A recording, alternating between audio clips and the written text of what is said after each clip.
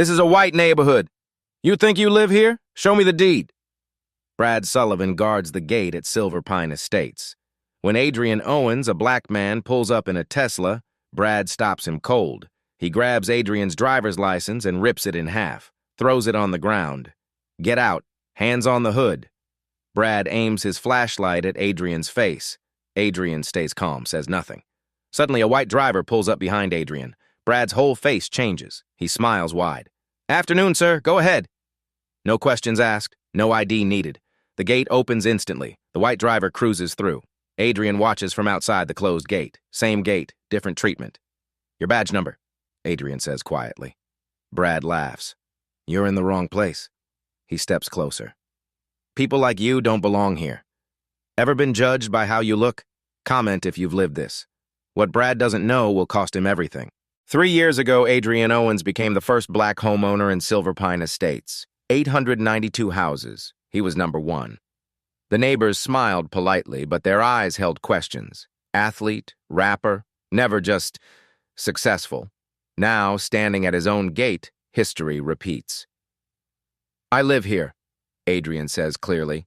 1846 Silver Pine Ridge Drive. Brad Sullivan exchanges a look with Jake Coleman, the younger guard. Neither checks the computer. They just look at each other. That look says everything. ID, Brad demands. His tone makes it sound like Adrian's lying. Adrian reaches for his wallet, slowly, deliberately. Any sudden movement becomes aggressive. He hands over his license. Brad examines it like counterfeit money, tilts it, squints, takes his time. Jake whispers something to Brad. Brad waves him off. I got this. This doesn't match our database, Brad says flatly. Adrian's jaw tightens. It's a lie. Brad hasn't glanced at a computer. Document everything, Adrian thinks. His lawyer training activates. Improper verification, failure to check database, racial profiling, build the case. Brad looks at the Tesla. Expensive. The suit, $3 grand, easy, but something feels wrong. This guy doesn't fit. Brad's worked Silver Pine 8 months. He knows the residents. Mr. Harrison, the Johnsons, the Pattersons. Black families live here, maybe 2 or 3. He's never memorized them. They keep to themselves. But this one, acting like he owns the place? Brad's seen this before. People sneaking in, fake IDs, claiming they know someone. Not on my watch. I'd like to speak to your supervisor, Adrian says, voice level. Brad smirks. I am the supervisor. Night shift. The trap closes. No backup, no oversight. Just Brad's word against his. Adrian pulls out his phone. Jake taps Brad's shoulder nervously. Brad, maybe we should check the... I said I got this, Brad snaps. Adrian starts to dial. His wife, his lawyer, someone. Sir! Brad's voice drops, threatening. Step out of the vehicle, now! This isn't a request anymore. Adrian's finger hovers over the call button. Every instinct screams comply, de-escalate. But another part, tired of being questioned in spaces he's earned, refuses. On what grounds? Adrian asks. On the grounds that I'm telling you to. Brad steps closer. Brad's hand closes around Adrian's door handle, ready to yank it open. Adrian doesn't move. I'm not stepping out for a routine gate check. Brad yanks the door open himself, aggressive, deliberate. Adrian stays seated, both hands visible on the steering wheel. He knows the optics. One wrong move and this becomes resisting, or worse. His lawyer brain activates, recording every detail. Improper ID verification, refusal to check database, physical intimidation, unlawful search. This isn't just discrimination. It's a pattern. Evidence. Step out for a safety inspection, Brad orders. Show me the written policy requiring vehicle exit, Adrian says calmly. Brad fumbles. No answer, just anger rising in his face. You trying to lawyer me? Jake suddenly moves to the computer. His fingers fly across the keyboard. His face changes. Eyes widen slightly. Brad? He's actually... I said I'll handle this. Brad cuts him off, voice sharp. Adrian watches Jake's reaction. He found it. He knows I live here. Call Mrs. Patterson at 1848, Adrian suggests. She's my neighbor. She'll verify. Brad's jaw clenches. I'm not waking residents because you won't cooperate. Pride. That's what this is now. Brad can't back down. Not in front of Jake. Not in front of this guy. Who does he think he is?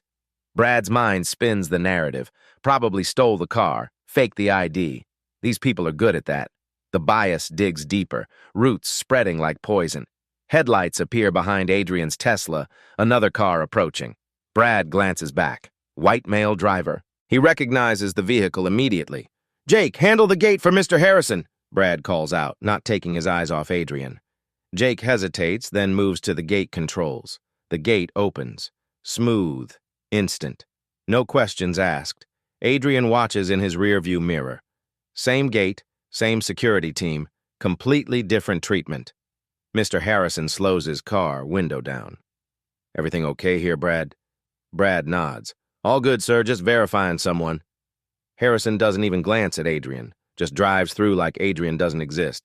The gate closes behind Harrison's car. Adrian sits there, outside, blocked, while his neighbor, his white neighbor, cruises into their community without a single question. The message couldn't be clearer. "Badge number," Adrian says again. Quieter this time, deadlier. Brad leans close to the window. "Keep pushing, friend. See where it gets you." Adrian's phone buzzes on the passenger seat. He glances down. Text from Victoria. "Where are you? Dinner's getting cold." Adrian looks up at Brad and says, "You just made a very big mistake." Adrian holds up his phone, shows the text from Victoria. "My wife is waiting inside. Our home." Brad barely glances at it. Anyone can fake a text message. Out now. Adrian weighs his options. He could reveal everything right now. End this immediately. But something stops him. Let it play out. Document everything. This isn't about me anymore. His hidden recorder app is already running. Every word, every action, every violation captured. How many others has Brad done this to? How many had no power to fight back? This is research, evidence, the foundation of something bigger. Adrian steps out of the car. The humiliation burns like acid, but his face stays calm. "Hands on the hood," Brad orders. Adrian complies. Slowly, every movement deliberate. Witnesses are watching now. 3 cars backed up behind his Tesla. Phones out, recording. Jake shifts nervously. "Brad, the system clearly shows. I said I'll verify it my way." Brad cuts him off. Brad pats Adrian down. Unnecessary, degrading. His hands rough, invasive. Jake stares at the computer screen. The database is crystal clear. Adrian Owens, 1846, Silver Pine Ridge, DR, homeowner since 2022. Status, active. His stomach twists. Brad's not even looking. He doesn't want to look. Jake knows what this is. He's seen Brad do it before. The gut feeling checks that only happen to certain people. People who look a certain way. Jake should speak up, should stop this. But Brad's his uncle's friend, his connection, his job. So Jake stays silent and hates himself for it. Brad grabs Adrian's phone from his pocket. "I'll hold this while we sort this out." "That's theft," Adrian says quietly. "It's security protocol." Another lie. More cars pile up. Residents lean out windows. Some recognize Adrian. Whispers spread. "Wait, isn't that the guy from 1846? Oh my God, that's Mr. Owens." Brad hears them. His face flickers, uncertainty creeping in, but pride wins. "Guard booth, now. We'll call your wife and verify." They walk toward the booth. Adrian's dress shoes scrape across the rough pavement, each step deliberate, calculated. "Give them enough rope," his lawyer instinct whispers. "Let them hang themselves." Inside the cramped booth, Brad scrolls through the resident directory, finds the listing for 1846, dials. The phone rings once, twice. "Hello?" Victoria's voice, warm and unsuspecting. "Ma'am, this is security at the main gate. There's a man here claiming to live at your address. Says his name is Adrian Owens?" Silence. Then Victoria's voice changes completely, confusion melting into pure fury. "That's my husband. Where is he? What's happening?" Brad hesitates. "Ma'am, we're just verifying." "Verifying what?" Victoria's voice rises. "We've lived here 3 years. What are you verifying?" Jake winces. Even he can hear the anger through the phone. "Ma'am, for security purposes, could you come to the gate? Verify in person." The line goes quiet. Brad thinks he's won. He hasn't. Through the booth window, headlights appear. Victoria's Range Rover coming fast. Victoria's Range Rover screeches to a stop at the gate. She steps out, designer coat, heels clicking on pavement. Her eyes find Adrian immediately. Soaked, humiliated, standing under a guard booth, light like a suspect. Her face breaks, heartbreak first, then pure rage. "This is my husband!" Victoria says, voice shaking with fury. You detained him for what reason? Brad stammers. Ma'am, protocol requires... Protocol? Victoria cuts him off. You let Mr. Harrison through without asking his name. What's different about my husband? The question hangs in the air, heavy, damning. Jake looks at the ground. Brad's jaw works, but no words come. The unspoken truth screams louder than any answer could. Victoria turns to Adrian. Should I call our attorney? The police? Adrian meets her eyes. Something passes between them. A look she knows well. No, Adrian says quietly. Not yet. His tone carries weight. Promise. Plans already forming. This isn't about revenge. This is about change. One lawsuit won't fix what's broken here, but exposure might. Brad tries to recover. Ma'am, I apologize for any inconvenience. You're both free to go. Adrian doesn't move. Your full name and badge number. Brad hesitates, then defeated. Brad Sullivan, badge 423. Adrian turns to Jake. Yours?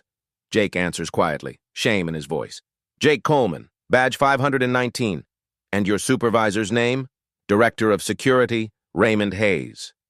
Adrian nods slowly, memorizing every detail. We'll be filing a formal complaint.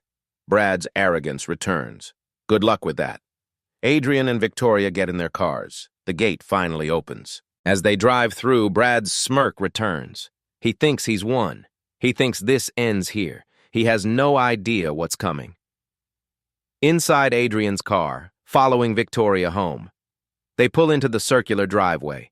The mansion looms, $8.5 million of home that Adrian earned, bought, deserves. Home that he was just denied entry to. Victoria waits by her car. Are you okay? I'm fine. Adrian's voice is too calm, too controlled. She knows that tone. Her husband in strategy mode. What are you planning? Accountability. Inside, Victoria heads to the kitchen. Adrian goes straight to his home office, closes the door. He opens his laptop, encrypted, password protected. A dashboard fills the screen. Data, cases, thousands of entries. The accountability index. He creates a new case file. Case 0, Silver Pine Estates, Adrian Owens, uploads the audio recording from his phone app.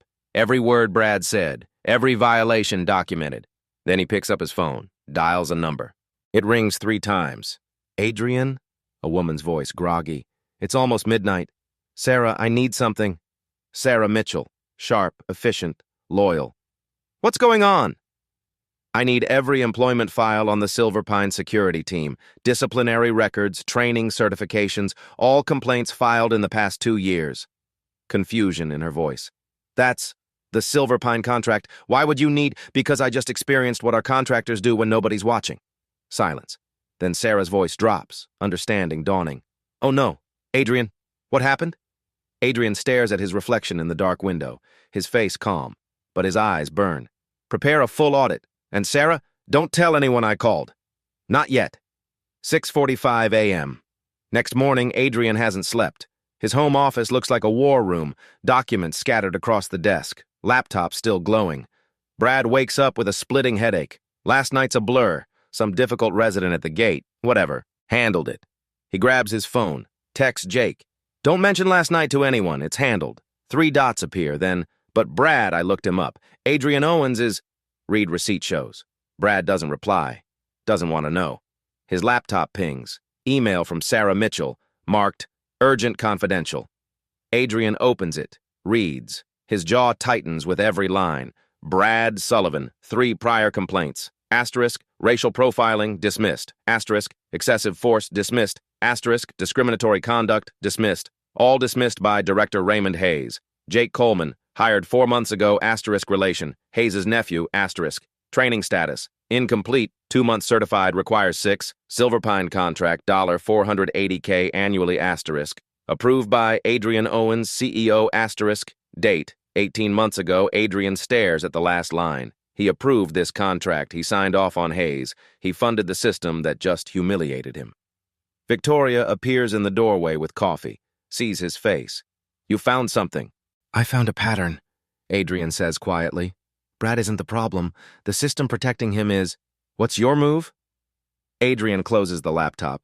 I go to work. Normal day. Let's see if word reaches them.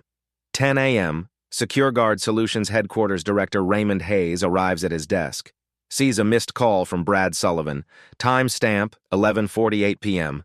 He calls back. "What's wrong?" Hayes asks. Brad explains some difficult resident last night refused to cooperate, made threats. "Handled it, though." Hayes relaxes slightly. "Did you get a name?" "Yeah. Owens. Adrian Owens. Some tech guy who thinks he owns the place." Hayes freezes. The coffee cup in his hand starts trembling. "Describe him." Brad does. Black male, expensive car, suit, acted entitled. Hayes' face drains of color. "And you detained him?" Brad senses something wrong. "I followed protocol. Why? Who is he?" Hayes doesn't answer, just hangs up. Immediately dials another number. "Tom Bradford, Secure Guard CEO. Voicemail." Hayes leaves a message, voice shaking. "Tom, we have a serious problem with the Silver Pine account. Call me, now." His hands shake as he opens his computer. Pulls up the company organizational chart. Secure Guard Solutions. Parent company, Apex Technologies. CEO.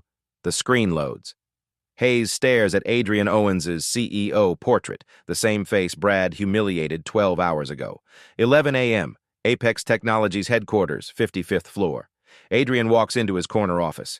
The city sprawls below, glass towers, power, influence. His assistant appears with coffee. "Morning, Mr. Owens. Your Secure Guard quarterly review is at 2 p.m. Adrian doesn't look up from his phone. Perfect timing. Tom Bradford is in a meeting when his phone vibrates. Hayes' voicemail. He steps out to listen. His face goes white. He immediately calls Hayes back. "Tell me you're joking." "Brad detained him," Hayes says, voice tight. "Refused entry. Made him stand there like a criminal." "Does Adrian know that you know?" "No, but the quarterly review is today. He'll bring it up." Tom paces. His mind races. He knows Adrian Owens, former civil rights attorney, methodical, strategic. Adrian doesn't react. He calculates. "We bury this," Tom decides. "Fire Brad quietly. Apologize. Offer compensation. Keep it internal." "Tom, there were witnesses. Residents recorded it." Tom stops pacing. That changes everything. Sarah Mitchell enters with her tablet. "The Accountability Index is ready to launch. 2,891 documented cases, 12 states. Adrian looks up. "Add one more. Mine." Sarah's eyes widen. "You want to go public with your own experience?" "I want every victim to know they're not alone, starting with me." "When?" Adrian checks his watch. "After the 2 p.m. meeting. Let them explain first." 12:30 p.m., Brad Sullivan's phone rings. "You're suspended," Hayes says without preamble. "Effective immediately. Don't come to Silver Pine." Brad's world tilts. "What? Because of last night? That guy owns the company that pays your salary." The words hit like a sledgehammer. "No," Brad whispers. "That's impossible. He didn't say anything. He would have—" "Pack your locker. We'll talk later." The line goes dead. Brad sits in stunned silence, then grabs his phone, Googles, Adrian Owens CEO Forbes article, net worth, $340 million, CEO of Apex Technologies. Photo matches exactly. Brad's hands shake. Jake's phone buzzes. Text from Brad. "I'm fired because of Adrian Owens. Look him up. We're screwed." Jake's already looking. CEO portrait, awards, accolades. The man they humiliated last night runs a billion-dollar company. Jake's face drains of color. He thinks about his Uncle Hayes, how Hayes will handle this, and realizes Hayes is going to sacrifice Brad to save himself. Jake opens his email and starts typing. "I need to tell the truth about last night. 1:45 p.m., Apex Technologies conference room." Tom Bradford and Raymond Hayes arrive 15 minutes early, both sweating despite the air conditioning. Tom rehearses his strategy. Apologize. Fire Brad. Offer Adrian whatever he wants. Keep this quiet. Hayes nods, but doubt clouds his face. The witnesses, the videos. "We call it a training failure. One bad employee, already addressed." At exactly 2 p.m., Adrian walks in. Calm, professional, tablet under his arm. Also present, Apex CFO, Legal Director Sarah Mitchell, Head of Vendor Relations. He watches Tom and Hayes. Their body language screams fear disguised as professionalism. "Good. Gentlemen," Adrian begins. "Shall we start with quarterly performance metrics?" Tom's thrown off. "Mr. Owens, before we begin, I need to address—" Adrian raises one hand. "Business first. Personal matters can wait," Tom stammers. "It's about last night. Silver Pine, we've identified the—" Adrian's voice drops to ice. I said, business, first. Next 15 minutes. Adrian methodically dissects Secure Guard's performance. Asterisk, client retention, down 8% asterisk. Complaint resolution time, doubled asterisk. Diversity training compliance, 34%. Required, 100%. Tom tries interrupting 3 times. Adrian silences him each time. Sarah presents the legal report. 52 unresolved discrimination complaints across all Secure Guard contracts. Hayes's face goes pale. He didn't know legal had compiled these numbers. Adrian turns to Hayes. Director, you've overseen Silver Pine for 18 months. How many complaints have you escalated to corporate? Hayes shifts. I handle them locally. Translation? You've buried them. Tom realizes with growing horror. Adrian isn't looking for an apology. He's building a termination case. This isn't about one incident. It's about systematic failure. And Tom just walked into the trap. Now, Adrian says quietly. About last night. Tom lunges forward. Adrian, I'm deeply sorry. Brad Sullivan has been terminated. We're conducting a full... Brad hasn't been terminated. Adrian's voice stays level. He's been suspended. I checked HR an hour ago. Tom shoots Hayes a betrayed look. You plan to fire him after this meeting, Adrian continues. Make it look responsive instead of reactive. Damage control, not accountability. The room goes silent. Adrian slides his tablet across the table. A video plays, Brad's entire interaction with Adrian. Crystal clear, damning, filmed by a neighbor. Tom's hands shake as he watches himself being destroyed in real time. Adrian leans back in his chair. His eyes are cold, calculating. Here's what's going to happen instead. Adrian stands, walks to the presentation screen, connects his tablet. Gentlemen, I need to show you something I've been building for 3 years. The screen lights up. The accountability index. Tom and Hayes stare, confusion, then dawning horror. Before I was CEO, Adrian begins, I was a civil rights attorney. I specialized in discrimination cases against private security firms. He clicks. The screen fills with courtroom photos, headlines, victory after victory. 23 cases, 23 wins, settlements totaling $5.2 million. Another click, more articles, more faces, more stories. But I realized something. Adrian continues, voice steady. Lawsuits treat symptoms, not the disease. Individual victories don't change systems. The screen shifts, a massive database interface, thousands of entries, names, dates, companies, incidents. So I built this. Tom's face drains of color. A comprehensive, verified database of every discriminatory incident by private security contractors, nationwide, searchable by company location, type of discrimination, officer name. Adrian lets that sink in. 2,891 cases, documented, cross-referenced, legally verified, 48 states. Hayes grips the table edge. How did you... 8 years of collection, Adrian says. As an attorney, then as CEO. Anonymous tip lines. Freedom of information requests. Whistleblower testimonies. He pauses. And personal experience. Click. A new case file appears. Case 0, Silver Pine Estates, Adrian Owens. Last night, Brad Sullivan, badge 423, detained me at my own gate. Want to know why? He plays the audio recording. Brad's voice fills the room. This is a white neighborhood. You think you live here? The room goes silent except for the recording. Every word, every violation, every moment of humiliation captured perfectly. Adrian pauses it. Notice, no protocol followed, no database check for 12 minutes, but Mr. Harrison's gate opened in 4 seconds. Sarah watches Adrian execute the plan they've spent years preparing. This isn't about firing Brad Sullivan. This is about launching a movement. Adrian's not just seeking justice for himself. He's building a system that protects everyone who comes after. Here's what I discovered in 24 hours. Click. Brad's employment record, 3 complaints, all dismissed by Director Hayes. Click. Jake Coleman's file, nepotism hire. Hayes' nephew, 2 months certified, requires 6. Click. Silver Pine security roster, 8 members, 6 with complaint histories. Click. Training records. Diversity training purchased but never implemented. Click. Complaint log. 52 complaints in 18 months. 0 escalated to corporate. Each slide is a hammer blow. Tom tries desperately. Adrian, we can fix this. Company-wide reform. I'll personally oversee... Tom! Adrian cuts him off. You've had 18 months. The data shows you systematically ignored it. Hayes stands. Mr. Owens, I take full responsibility. Responsibility isn't a speech, Director Hayes. It's action. Adrian advances to the next slide. A press release, dated today. Time stamped 3 p.m., 1 hour from now. This is the Accountability Index launch announcement. Every case, every company, including Secure Guard, including my experience. Tom's voice cracks. Adrian, think about the stock price. Apex owns Secure Guard. You'll hurt your own company.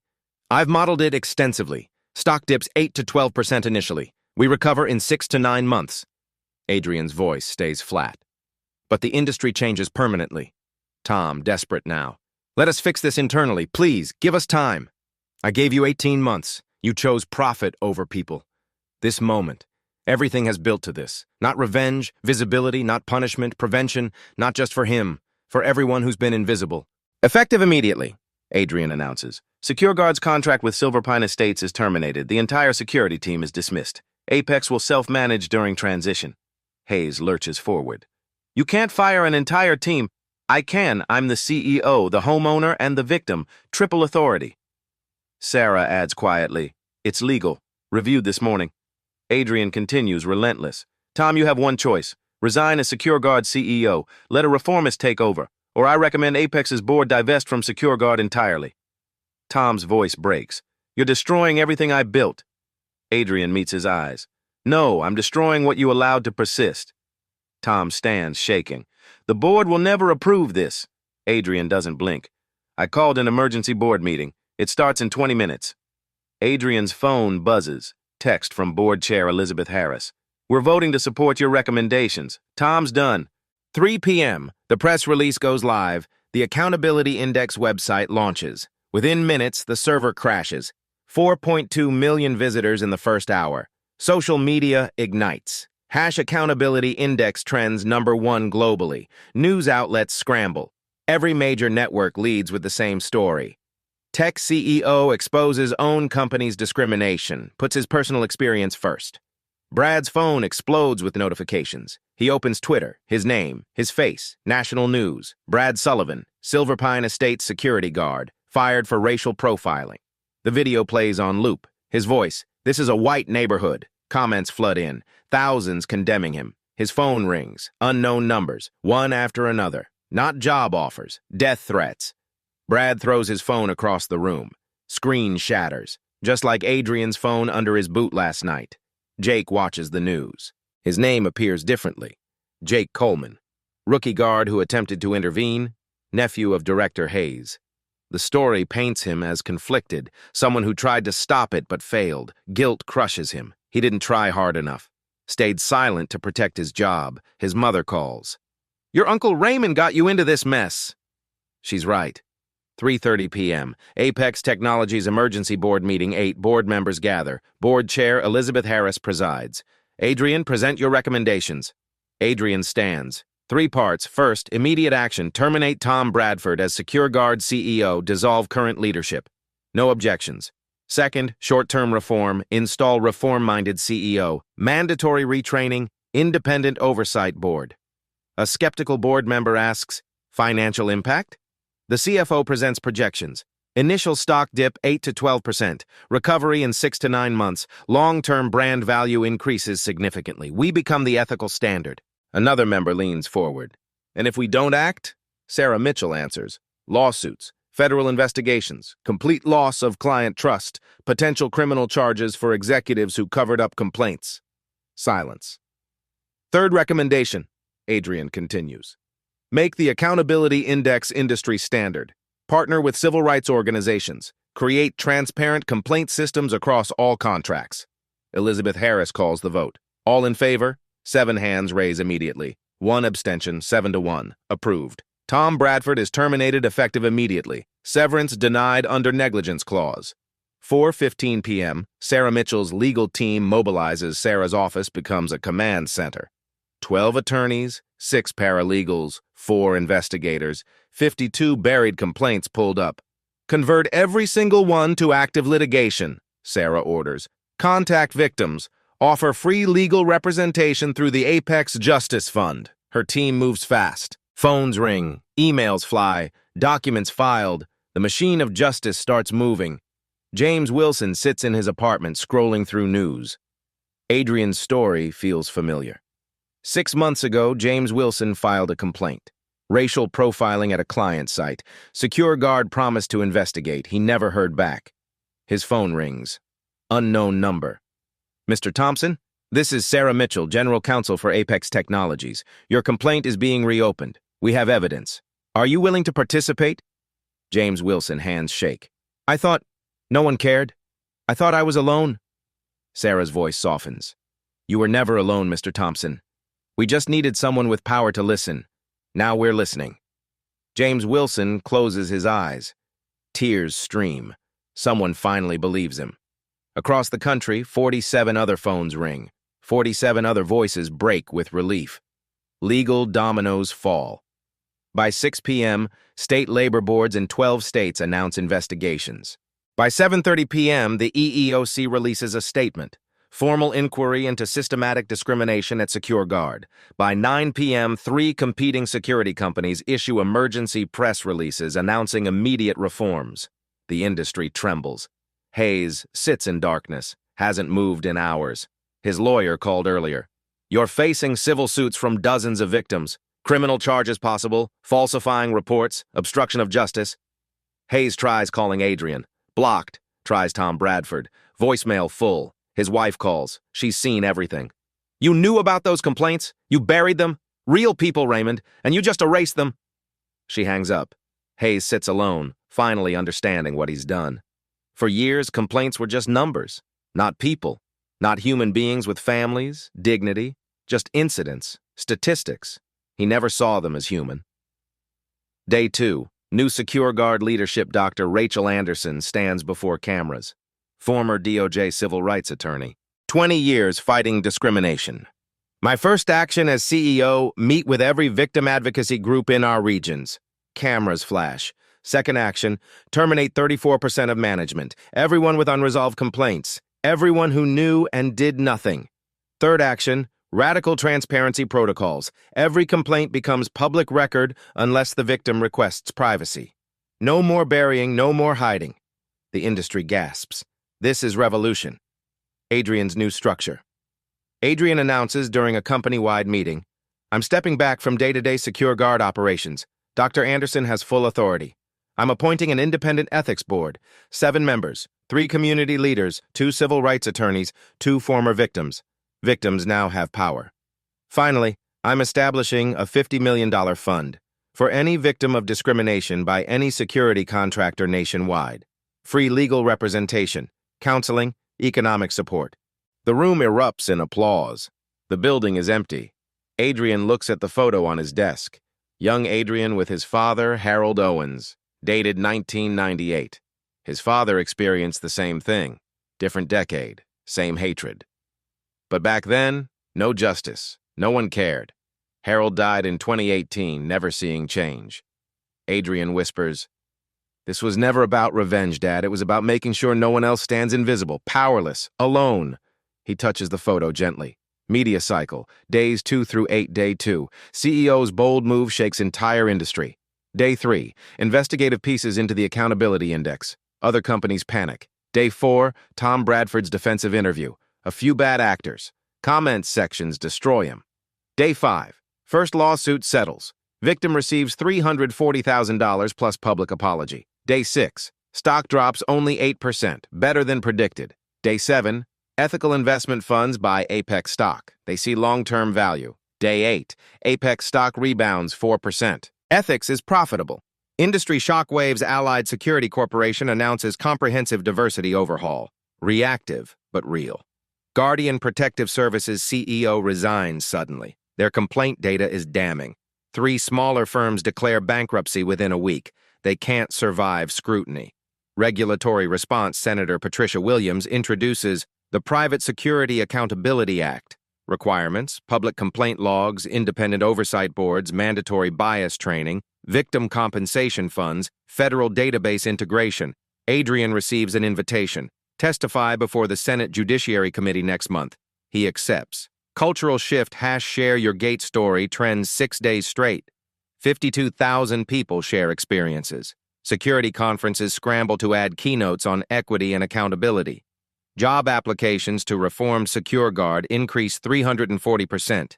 People of color, women, LGBTQ plus candidates. They want to work for a company that stands for something. Accountability isn't just moral, it's economically smart. 2 weeks later, Adrian lunches with Victoria. His phone buzzes. News alert: Brad Sullivan files wrongful termination lawsuit, claims he's the real victim. Victoria reads it. He cannot be serious. He is, and he'll lose, very publicly. Another message from Jake Coleman. Mr. Owens, I need to meet with you. I have more evidence about what my uncle covered up. Things even you don't know. Things beyond Secure Guard. Adrian stares at the message. Victoria reads it. What are you thinking? This goes deeper than I imagined. Adrian types. Tomorrow, 9 a.m., my office. Come prepared to tell everything. 2 weeks later, arbitration hearing room. Brad Sullivan sits beside his lawyer. The wrongful termination hearing begins. My client followed protocol, his lawyer argues. He didn't know Adrian Owens' identity. This termination is unjust retaliation. Adrian sits in the back row, not as CEO, as witness. Brad takes the stand. I was doing my job. How was I supposed to know? He could have identified himself. Adrian's attorney stands, an independent employment lawyer. Let's review the facts. She displays database logs. Mr. Sullivan didn't check the resident system for 12 minutes. Standard protocol requires immediate verification. Why? Brad shifts. I was being thorough. Thorough? She clicks to video footage. This white resident received gate access in 4 seconds. No ID check, no questions. Explain the difference. Brad stammers. Harrison's a regular. I recognize him. You recognized him after 8 months. Mr. Owens lived there 3 years. Math doesn't work. Jake Coleman testifies. The door opens. Jake walks in. Brad's face shows betrayal. Jake swears to tell the truth. Mr. Coleman, what did you observe that night? Jake's voice is steady. I checked the database immediately. Told Brad that Mr. Owens was verified. Brad said I'll handle this and refused to look. Did Mr. Sullivan explain why? Jake hesitates. Earlier that night, Brad made comments about certain people moving into the neighborhood, how they always cause problems. I didn't report it. Brad lunges. You're lying. The arbitrator's gavel slams. Sit down, Mr. Sullivan. Victim impact statements. 3 video testimonies play. Black woman. Mr. Sullivan made me show 3 IDs. My white husband arrived. No questions. Latino homeowner. He followed my car home, said I looked suspicious. I've lived there 5 years. Asian American resident. He asked if I was the help. I'm a doctor. I own my home. The pattern is clear. Decision termination upheld, the arbitrator states. Mr. Sullivan demonstrated clear discriminatory behavior, selective protocol application, refused standard verification. This hearing is concluded. You're fortunate there are no criminal charges. Brad erupts. This is reverse discrimination. Security escorts him out, still shouting. Brad sits alone, hands shaking, Google alert on his phone. His name permanently linked to racial profiling and fired for discrimination. Every future employer will see this. His career is over. Secure Guard's ethics board presents findings to Dr. Anderson. Director Hayes buried 93 complaints over 4 years. Deeper audit revealed more than we thought. Dr. Anderson's jaw tightens. Continue. Nepotism, 6 unqualified relatives hired. Financial fraud. Hayes received kickbacks from training vendors who never delivered services. $280,000 embezzled. Criminal referral? Dr. Anderson asks. Already sent to the district attorney. Detective Morrison sits across from Hayes. You falsified training records. That's fraud. People's safety was compromised. Hayes stares down. I was keeping costs down, meeting quotas. At whose expense? The residents you swore to protect? Hayes' voice breaks. It was never supposed to go this far. A few complaints. Everyone does it. Everyone? Morrison leans forward. Or just people who don't see others as fully human? The outcome. Hayes pleads guilty. Sentence. 18 months prison. $400,000 restitution. Permanent ban from security industry. Jake Coleman. Probation. Mandatory bias training. 800 hours community service at civil rights organizations. Outside courthouse reporters swarm Adrian. How do you feel about the verdict? This isn't vengeance. It's accountability. Hayes had power and abused it. The system protected him until transparency forced change. Do you feel vindicated? Adrian pauses. I feel responsible. I signed contracts that enabled this. Never again. A reporter pushes forward. What about the anonymous email claiming a larger network? Adrian's eyes narrow, the question he's been waiting for. 6 months later, measurable change. The Accountability Index transforms the industry. 892 companies now self-report to the database. Voluntary transparency becomes standard.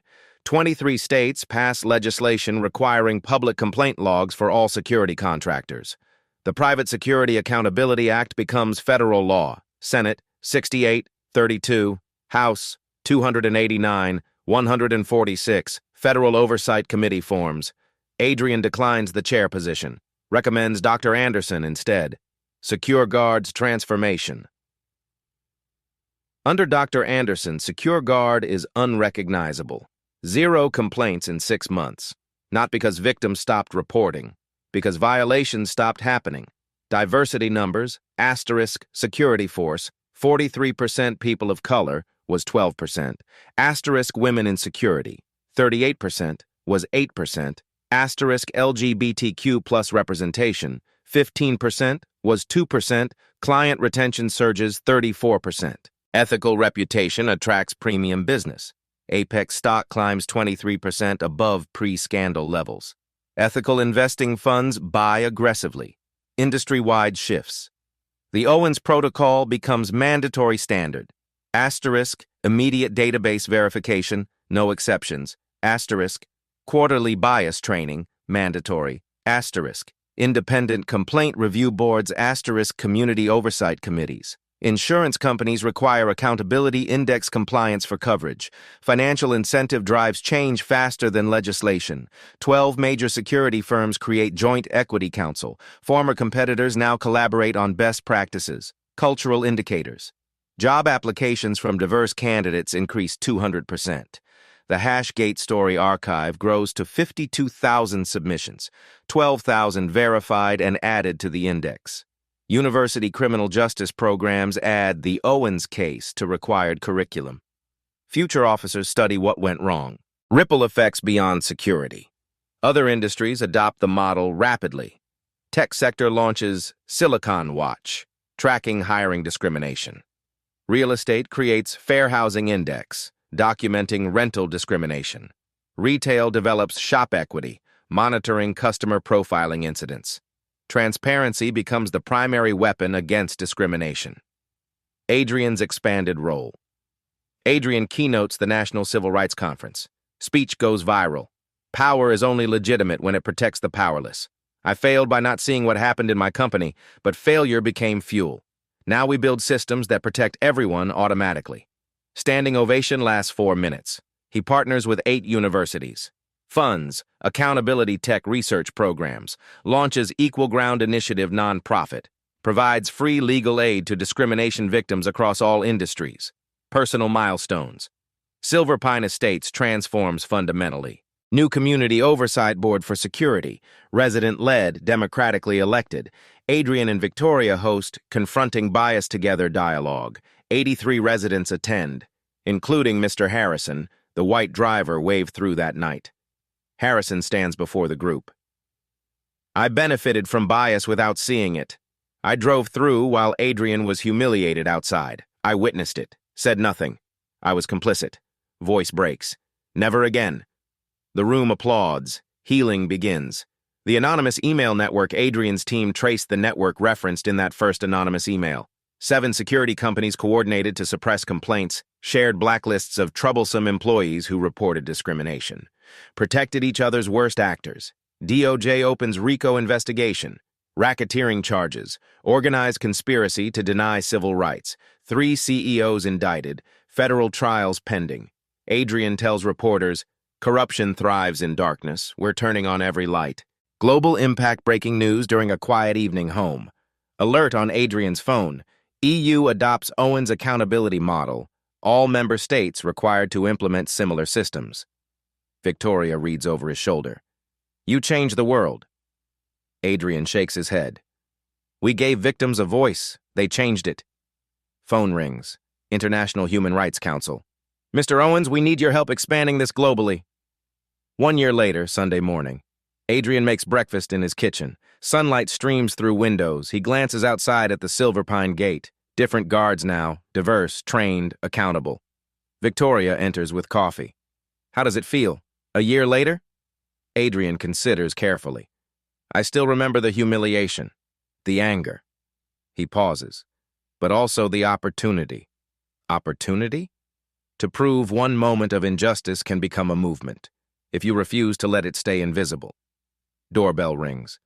Adrian opens the door. Jake Coleman stands there. Different. Changed. Mr. Owens, I wanted to thank you. Adrian's surprised. Thank me? You could have destroyed me, but the community service, working with civil rights groups, it changed everything. I see things I was blind to. What are you doing now? Jake's face shows pride. Law school, first year. I want to be a civil rights attorney, like you were. Adrian smiles. The world needs people willing to see their own blindness. Come in. They sit. Victoria brings coffee. Brad still refuses to see it, Jake says. Still blames everyone else. Adrian nods. Some people never will. We can't save everyone, but we can build systems that limit the harm they cause. Jake looks down. I'm sorry for that night, for staying silent. You chose differently when it mattered, Adrian says. You testified, told the truth. That took courage. Jake's eyes glisten. I want to make sure nobody else stays silent like I did. Adrian extends his hand. Then you're on the right path. And later, Silver Pine Community Center. The hall fills for 1-year anniversary building accountable communities. Speakers throughout the day. Dr. Anderson, victims-turned-advocates, reformed security professionals. Adrian takes the stage for closing remarks. A year ago, I stood outside my own gate, invisible, questioned, humiliated. Today, 52,000 people shared their stories. They're no longer invisible. The crowd leans forward. Accountability isn't about revenge, it's about recognition. Recognizing humanity in everyone, recognizing when systems fail, recognizing our power to change them. His voice strengthens. I had power, money, position, platform, but power means nothing if it only protects itself. Real power protects those who have none. He scans the diverse crowd. Every person here has power. The power to see, the power to speak, the power to demand better. Use it. Standing ovation erupts, lasts minutes.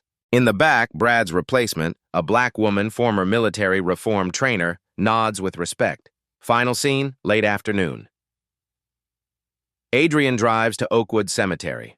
Parks, walks through headstones. He stops at one. Fresh flowers already there. Victoria came earlier. Inscription, Harold Owens, 1945 to 2018, stood tall in a world that tried to diminish him.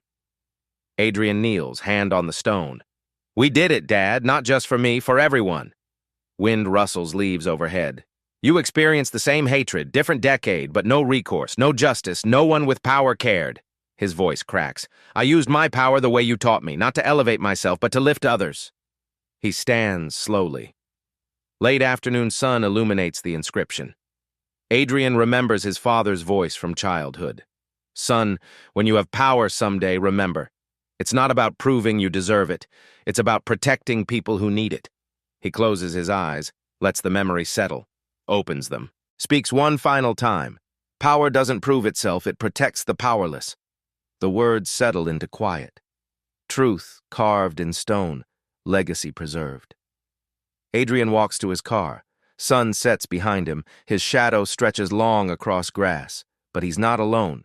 52,000 shadows walk with him now, all visible, finally, direct to you. Adrian's story started with one gate, one night, one decision to document instead of just endure. How many gates have you encountered? Moments where bias blocked your path, where someone questioned your belonging, where you had to prove your humanity just to exist in a space you earned. Maybe it was a store employee following you, a colleague assuming you're the assistant, not the executive, a neighbor calling the police because you looked suspicious in your own neighborhood. Maybe it happened yesterday, last week, this morning. Have you been treated like this? Drop a comment sharing your gate story. You're not alone. The Accountability Index started with one man's experience. Now it holds 52,000 voices, 52,000 people who refuse to stay silent. Discrimination thrives in silence. In isolated incidents, we're told to let go. In moments, we're supposed to not make a big deal about. But when we document, when we share, when we demand transparency, systems change. Your story matters. Your voice has power. Your truth can protect someone else. What happens next? 6 months after Adrian's story, something shifts. A new email arrives in Adrian's inbox. Subject line, "You expose security, now we need to expose healthcare." The sender, Dr. Laura Bennett, former hospital executive, current whistleblower. Her message is direct. Patients discriminated against based on race, pain dismissed, treatment delayed, lives lost, and the system buries every complaint. Adrian reads the email twice, then calls an emergency meeting. Scene, Apex Technologies, Strategy Room. Sarah Mitchell projects data onto the screen. We've received 12,000 reports from healthcare workers and patients, discrimination in emergency rooms, bias in pain management, disparities in treatment quality. The pattern is familiar. Horrifyingly familiar. Adrian studies the numbers. Same playbook, different industry. Board member asks, "Are we really taking this on too? Healthcare is massive, powerful. They'll fight back harder than security ever did." Adrian doesn't hesitate. "We're taking on every system that privileges power over people, every industry where the vulnerable stay invisible."